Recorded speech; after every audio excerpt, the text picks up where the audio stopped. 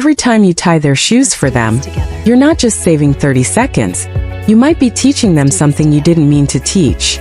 We do it because we're busy, because they're taking too long, because they might make a mess, because we know the easier way, because we don't want to be late, and sometimes because watching our child struggle is uncomfortable.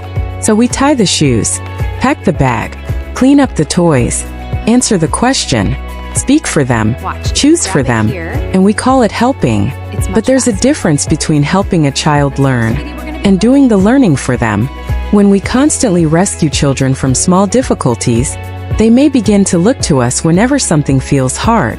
Not because they're incapable, but because they haven't been given enough opportunities to discover that they are capable. Independence doesn't begin when your child leaves home. It begins the first time they're handed a small responsibility and allowed to attempt it.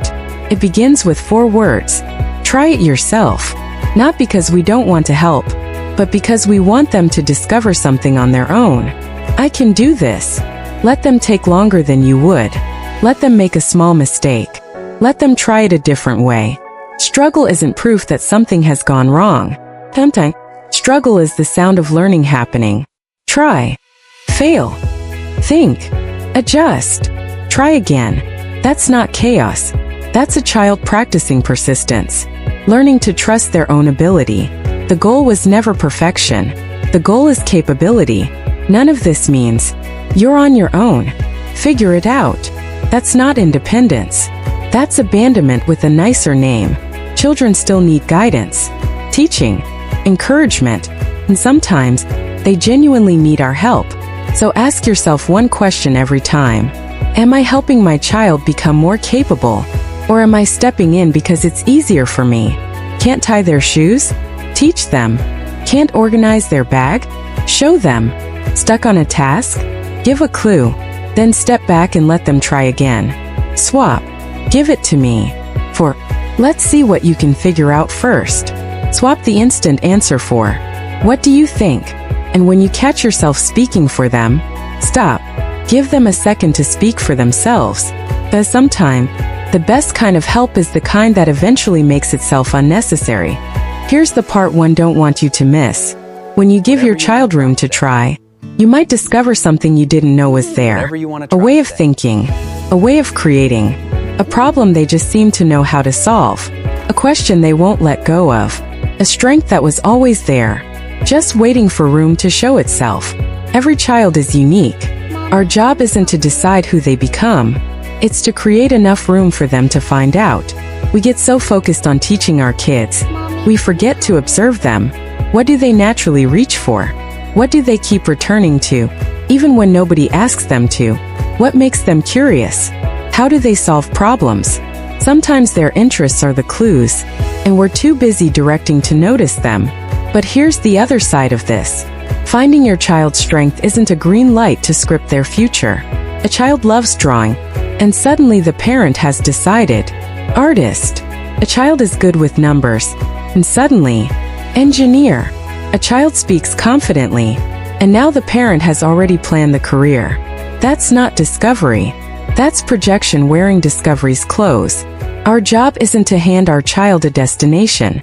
It's to notice the possibilities, open the doors, teach the discipline, and let them walk through in their own direction.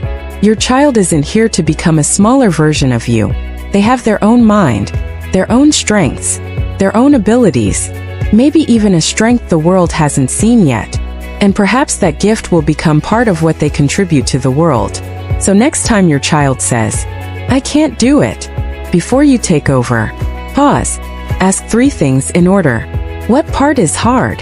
What have you already tried? Do you want a little help? Or do you want to try again first? Give them the chance. If they fail, help them learn from it. If they make a mess, teach them to clean it up. If they make a mistake, help them understand what happened without making it a crisis. Not every struggle is an emergency. Sometimes your child doesn't need another solution from you. They need one more shot at finding their own. One day, your child will make decisions without you in the room, solve problems without you, speak up without you, recover from mistakes without you, take responsibility for choices you'll never even hear about. You can't prepare them for that by doing everything perfectly for them now.